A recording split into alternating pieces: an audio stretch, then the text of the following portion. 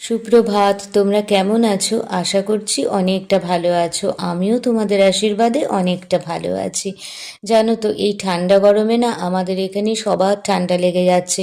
ওই ধরো বাইরে থেকে এসে একটু গরম লাগছে বলে ফ্যানটা চালিয়ে দিচ্ছে, আবার কিছুক্ষণ পর ঠান্ডা ঠান্ডা লাগছে।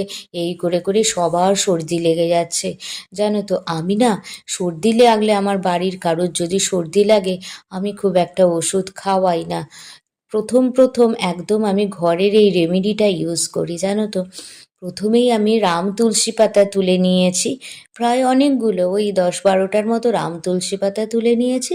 আর এটা তেজপাতা গাছ, আমি এখান থেকেই কিছু তেজপাতাও তুলে নিয়েছি। ওই ধরো না, 4টে মতন তেজপাতা তুলেছি। দুটো গাছ থেকে তুললাম, আর দুটো নিচে পড়েছিল, ভালোই ফ্রেশ পড়েছিল। তো দুটো আমি ওরমভাবে তুলে নিলাম তেজপাতা। আর এই জিনিসটা না এত কাজে দেয়, কি বলবো, একদম সর্দি নির্মূলভাবে সারিয়ে দেয়, জানো তো। আর আমার কাঁচা হলুদ গাছও আছে, সেখান থেকে আমি কাঁচা হলুদটাও তুলে নিয়েছি।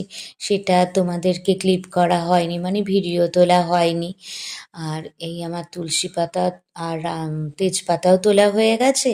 এবার দেখো কি সুন্দর শিউলি ফুল হয়েছে।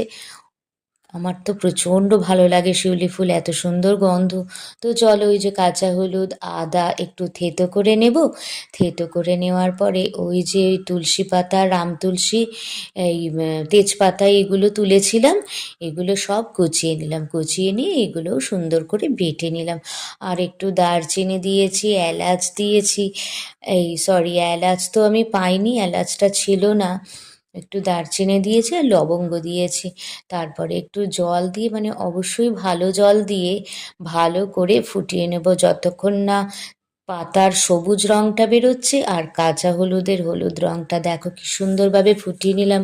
আর এখানে জানো তো, ওই 1 চামচের মতো মধু, একদম টাটকা ভালো মধু, আর গোলমরিচ গুঁড়ো দিয়েছি। আর এই কাড়াটা ছেঁকে নিলাম, ছেঁকে নিলে ভালো হয় আর কি।